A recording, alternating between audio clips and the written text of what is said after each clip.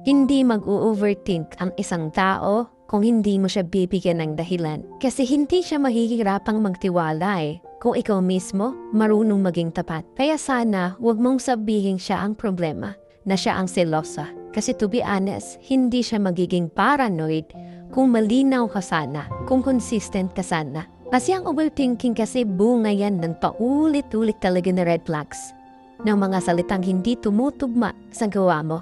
Yung tipo bang mga sikreto na ang dami-dami mong tinatago.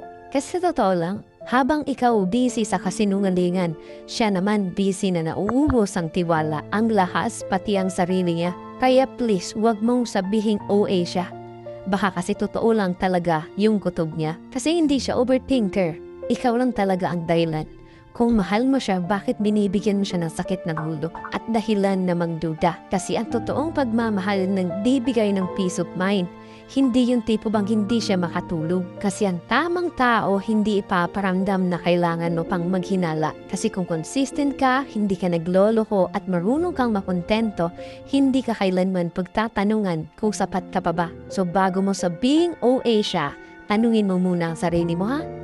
Ano bang ginawa mo para maging panatag ang isip niya? Kasi walang gustong mag-overthink, pero lahat gustong maramdaman na sila ay mahalaga, na sila ay sigurado na mahal mo rin siya.